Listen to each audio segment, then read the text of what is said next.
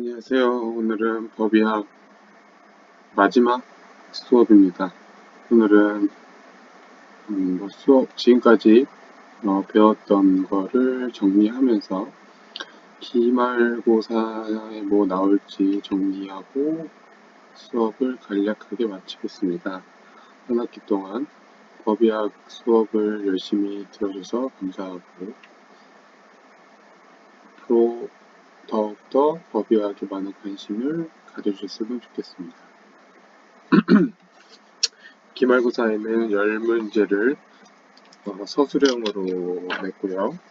총 지금까지 배운 거를 시험 범위 없이 골고루 냈습니다. 자, 우선 170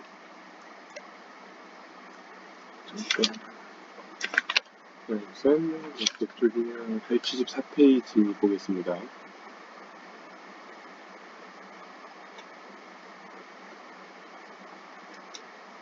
자, 여기서 이제 열 증후군 이런 것보다는 제일 많이 현장에서 나오는 화재사에서 한 문제 냈습니다.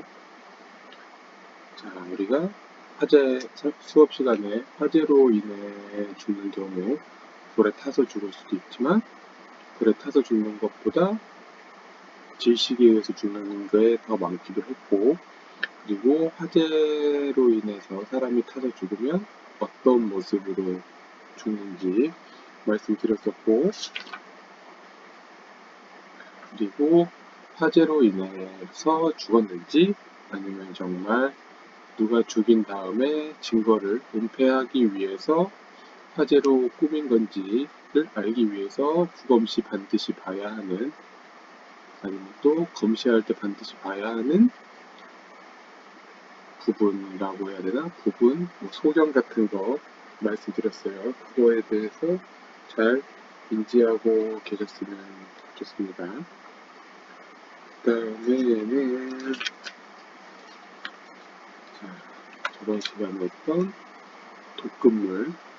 자, 독극물에서도 다양한 사인이 있지만 부검할 때 독극물에 의해 사인으로 추정되어 현장에서 국가수 부검실로 갔을 때 부검시 이게 독극물에 의해 중독 사인인지 아닌지 확인하기 위해 어떤 검체를 채취해야 하는지 꼭 알아야 합니다. 어떤 검체를 채취해야 되는지.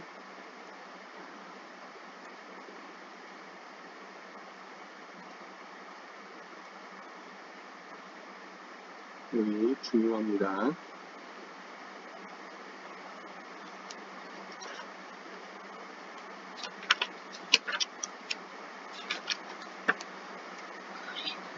몇 페이지냐. 질식 볼게요.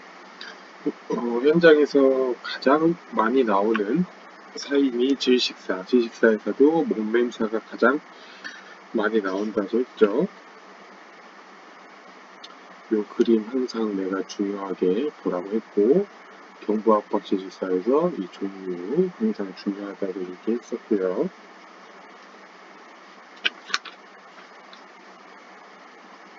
질식사에서 볼 수 있는 소견 항상 유의하라고 했고,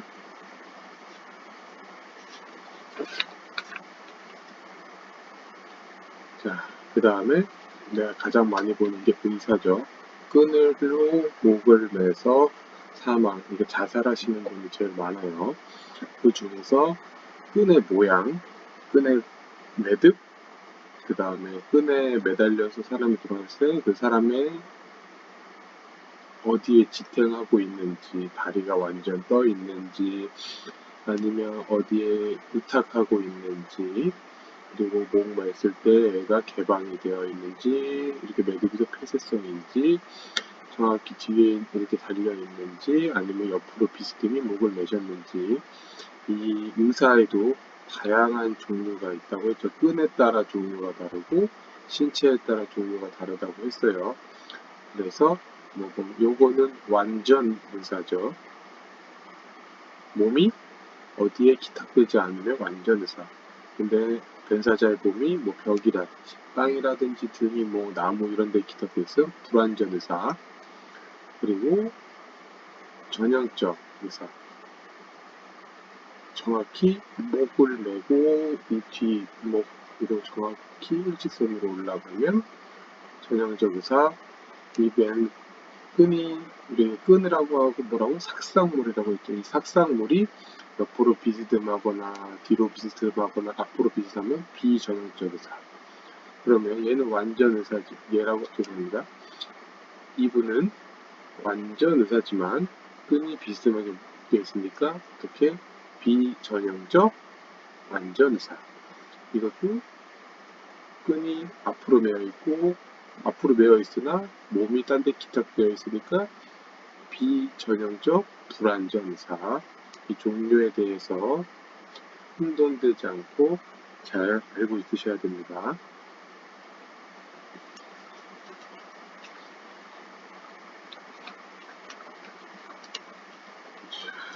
그다음에 13년 페이지 260페이지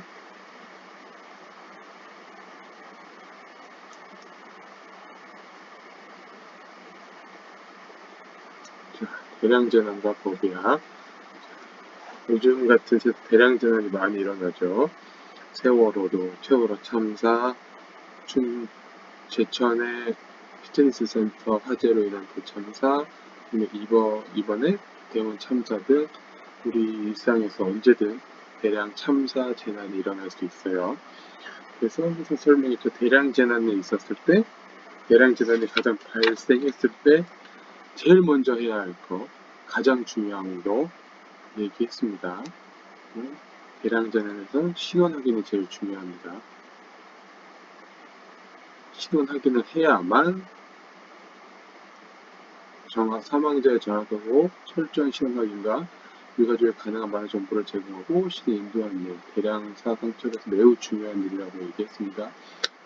신원 확인이 되지 않으면 사망을 해도 사망 처리를 할 수 없고 유족을 찾아주지도 못하고 신원 확인이 되지 않으면 실종 처리되고 이러기 때문에 항상 신원 확인이 제일 중요하다고 했습니다.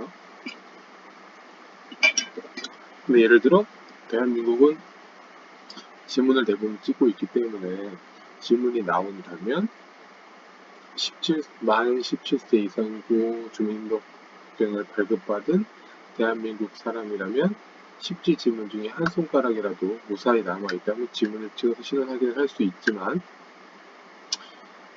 주민등록증을 발급받지 않은 자, 대한민국 국민이 아닌 자, 미등록자 이런 미성년자 이런 사람들은 뭐를 해야 된다? 유전자를 채취해놔야 된다. 그래서 유전자를 채취해서 DNA DB를 만들어 놓은 다음에 후에 유족이라는 분이 찾아왔을 때 유족의 DNA와 비교하여 신원 확인을 할 수 있습니다. 항상 화재사 같은 경우에는 아까 앞에 본 것처럼 지문이 다 탈수가 있기 때문에 그러면 어떻게 해야 되나? 그 화재사 남았던 시신 중에 유전자가 나올 법한 곳을 채취해서 증거물 보관해서 국가서에다가 보내서 DNA 분석을 의뢰해야 합니다. 추후에 유족이 나올 수 있기 때문에. 그래서 대량증에서 제일 중요한 것보다 첫 번째로 해야 할 건 신원 확인이다.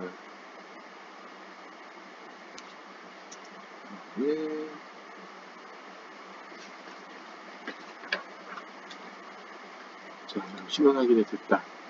그러면 대량 재난에서 제일 중요한 그 다음 해야 할 대량 재난, 그다음 사고 현장 대응에 대해서 어떻게 해야 되는지 현장 평가, 사고 현장 대응, 현장 평가라는 건 현장 평가도 되고 상황 파악 아니면 현장 통제 등 이렇게 쭉 이거 안전보장대 하는지 사상 사수는 몇 명일지, 시체의 상태, 현장 시신과 증거물 수습의 난이도, 필요한 사람과 장비의 소의 타입, 현장 접근성, 그 다음에 이 현장을 들어가도 되는지, 생물학적, 화학적, 물리적 방사 위험도 평가해야 되고, 문서와 시신 발굴, 운반에 대한 계획, 임시 영황시설 장소 결정, 그 다음에 영황시설 장소 결정, 이쪽 지원 시설 결정.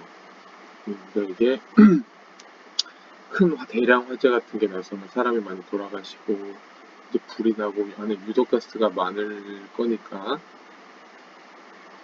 당연히 현장에 들어가는 사람들의 안전도 보장돼야 되고, 그다음에 거기서 사상자 수가 얼마나 나왔는지를 대충 파악을 해야만 이 사상자 수를 영안시설로 보내야 되기 때문에 영안시설을 결정해야 되고, 그 다음에 여기 사상자들로 추정되는 유족들이 방문하기 때문에 유족지원센터 장소도 만들어가야 합니다. 그 다음에 사고 현장 대응은 중요하고 시급한 일의 현장을 보존하고 관계된 사람 위에 접근을 막아야 됩니다. 왜? 현장이 훼손되기 때문에. 현장에는 실제로 필요한 인원에 많은 사람들이 모여있기 때문에 진짜 뭐 동네 분들, 뭐 방송 기자, 뭐 신문, 언론사, 그다음에 여러 사람들이 방문하면 반드시 현장 밖에 있어야 합니다. 들어와서 현장을 방치하기 때문에 현장을 보존하고 통제하는 게 중요합니다.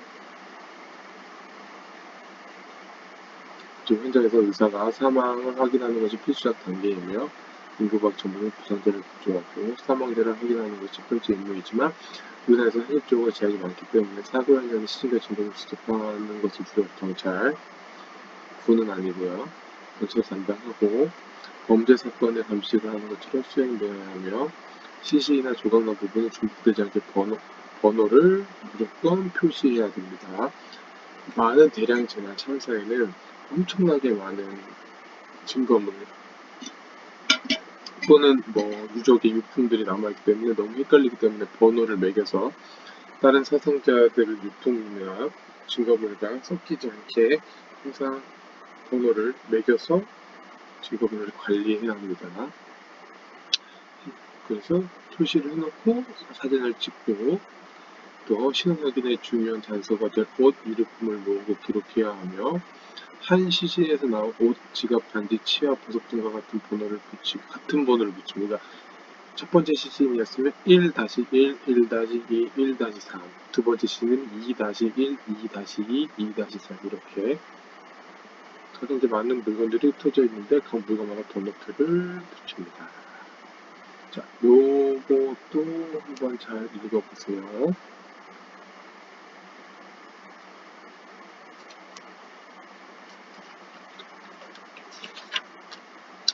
그 다음에 14과 개인식별 274페이지. 자, 개인식별할 수 있는 방법은 제일 우리나라는 대한민국은 지문이 제일 중요하죠. 지문이 없으면 두 번째로 유전자를 대부분 많이 하고,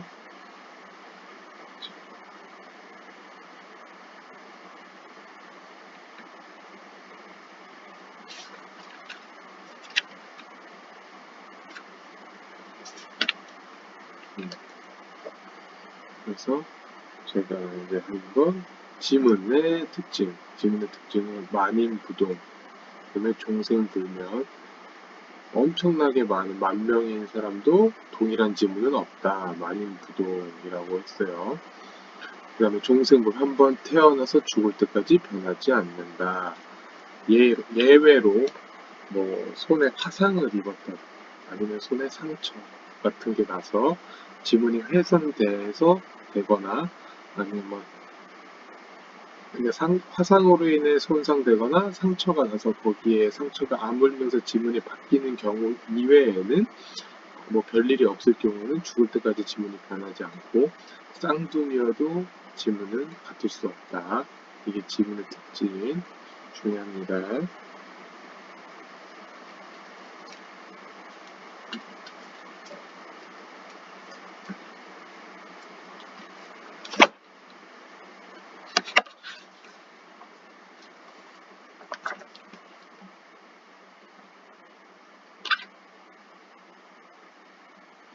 그 다음에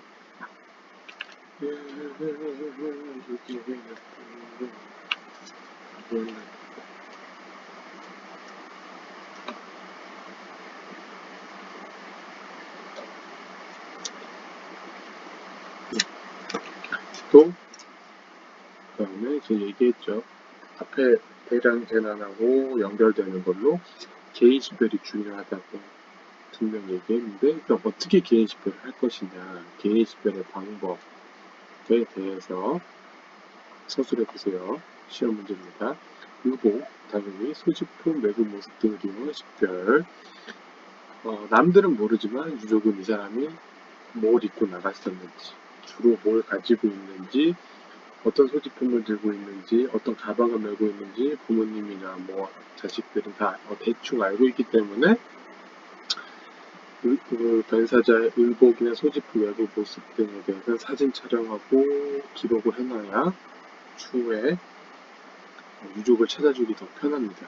그다음에 또 신체 외부 특징 같은 거, 뭐 어떤 사람은 문신이 있을 수도 있고, 아니면 뭐 외부인은 모르는데 가족들만 아는 뭐 옷을 입었을 때 안 보이는 부분에 뭐 흉터, 뭐 몽고 반점, 아니면 뭐 점, 이런 것들이 있을 수 있기 때문에 그런 거에 대한 것도 외부 특징도 기록하고 사진 찍어 놔야 됩니다. 또한 뭐 치과 기록 같은 거, 뭐 어금니 사랑니가 있었다든지, 아니면 앞니빨이 가짜, 그러니까 임플란트라든지, 아니면 뭐 어금니 몇 번에 금리가 있다든지, 이런 것들도 다 어떻게 보면 특징이 될 수 있습니다.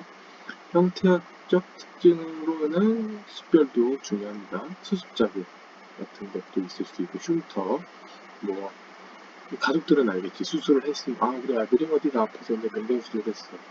그러면 이쪽 배 밑에 수술 자국이 있습니다. 아니면 또 우리 딸이 뭐 어디가 안 좋아서 옛날에 뭐 여기에다가 뭐 주사 자국 흉터가 있어서 거기를 뭐 수술을 했다. 뭐 이런 것도 있을 수 있고.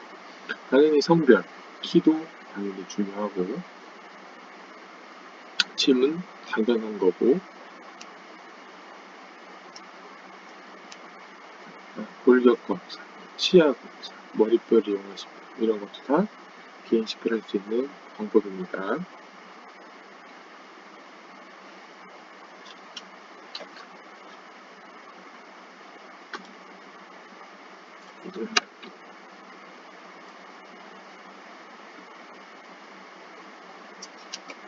그 다음에 아까 페이스는 다시 앞으로 224페이지,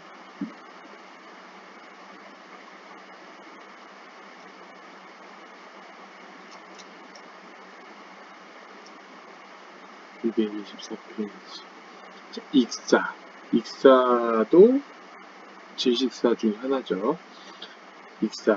익사에서 볼 수 있는 특징적인 소견, 항상 익사는 물에 빠져서 돌아가신 건데, 이 사람이 물에 빠져서 돌아가셨는지, 아니면 누가 죽이고 물에 던졌는지도 중요한 거라고 했고요. 그러면 그거를 보기 위해 어디를 봐야 되는지도 얘기했었고,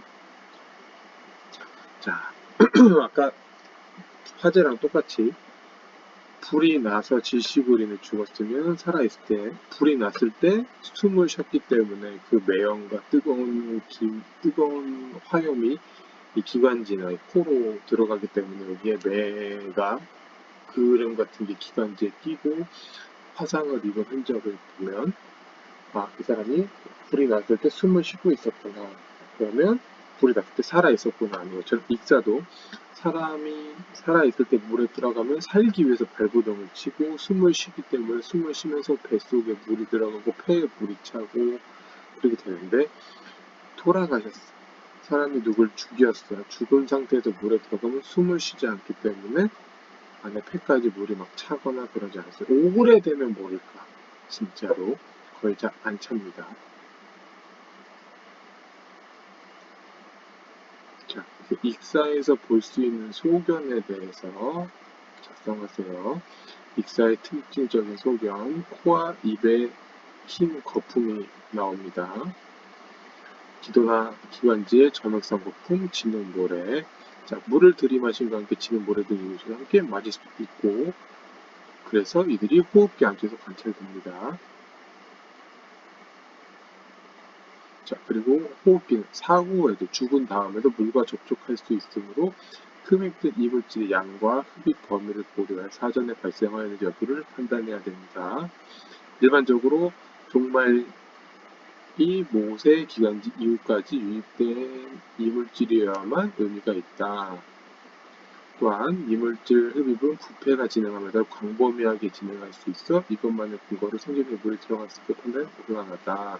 아까 말한 것처럼 돌아가시고 금방 물에 있어서 우리가 물에서 사망하신 거를 금방 발견해서 건져내면 이 기관지 호흡기 어디까지 들어갔는지를 보고 사후에 빠진 건지 들어가서 돌아가시면 알지만 아까 말한 것처럼 오래 지나면 부패가 되거나 이러면 물이 이쪽으로 다 들어가기 때문에 알 수가 없다. 그 다음에 긴장성 사후 감지. 자, 속된 말로 물에 빠진 사람은 지푸라기라도 잡으려고 한다는 말이 있다. 사람에 따라 긴장성 사후 감지로 여러 이물질을 잡고 발견하는 경우도 있고 이러한 소견은 간접적으로 생전에 물에 들어갔음을 시사한다. 시사하는 거지만 꼭 그런 건 아니지만 그럴 수 있다.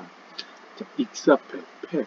물을 들어가 마시게 되면 폐는 매우 팽창하여 커지므로 무게도 무거워진다. 팽창함으로 양쪽 폐는 서로 만나 심장을 덮게 된다. 원래 폐가 떨어져 있는데 부풀으면 우리가 폐가 부푼다고 하면 부풀어서 폐가 이렇게 서로 붙어. 이 붙은 걸 보면 우리가 익사했구나라는 걸 대충 알 수 있어요. 표면에 늑골이 닿은 부위에 움푹 되면 이를 익사폐라고 합니다. 자, 위나 12장의 익수, 물속에서 들이마신 물이 위나 12장에 들어갈 수 있어요. 일반적으로 익수가 사후에 수압으로 위까지는 가능한 12장까지 경우는 드물다고 합니다. 그러니까 위가 살아있을 때는 덜컥 열리면서 위문 반사, 분문 반사를 해서 소화된 것이 밑으로 위 바로 밑에 12장으로 가야 되는데 예를 들어 죽은 다음에는 수압으로 위까지는 가능하나 12장까지 가는 경우가 드물다. 여러 가지 종합해서 만약에 12장까지 물이 들어가지 않았다면 혹시 사후에 죽은 다음에 물에 빠진 것은 아닐까.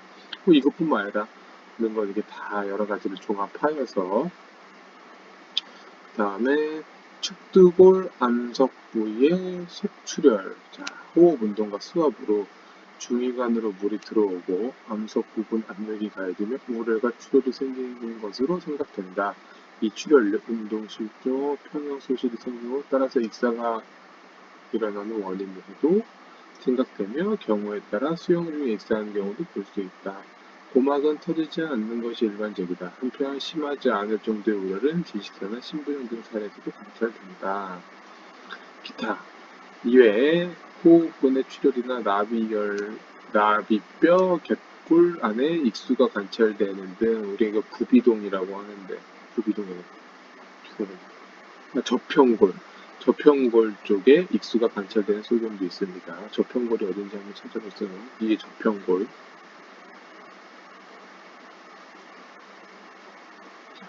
됐죠? 그래서 익사에서 볼 수 있는 소견에 대해 작성하십시오라고 시험지 냈습니다.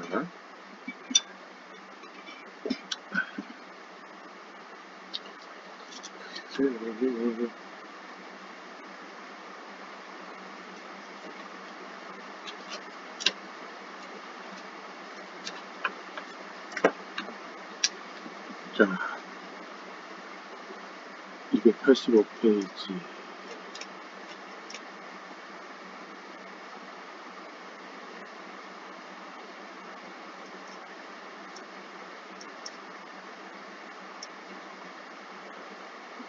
자, 염색체, 상염색체 존재한 STR, 그 다음에 성염색체 중에 YSTR, 그 다음에 미토콘드리아 유전자, 정의, 그 다음에 얘는 어디다가 쓰는지, 상염색체는 YSTR은 어떨 때 쓰는지, 미토콘드리아 유전자는 어떨 때 쓰는지 제가 설명했습니다.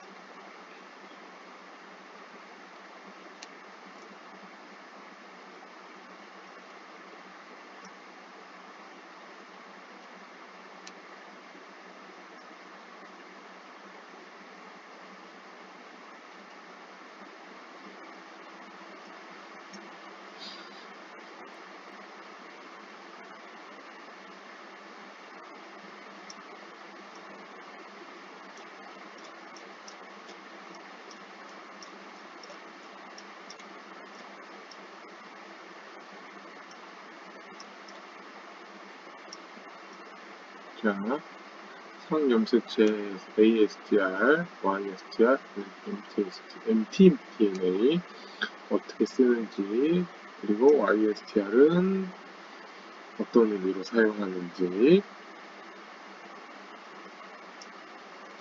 미토콘드리아 DNA는 어떤 의미에 사용하고, 미토콘드리아 DNA의 장점은 뭔지, 그리고 여기서 보면 ASTR, YSTR, 미토콘드리아로 이 가족의 구성은, 또한 성별, 그 다음에 어떤 의미로 가족인지 부모님인지 아들인지 구별하는 방법에 대해서 쓰라고 시험 문제 냈습니다. 시험 문제는 10문제로 여기까지입니다.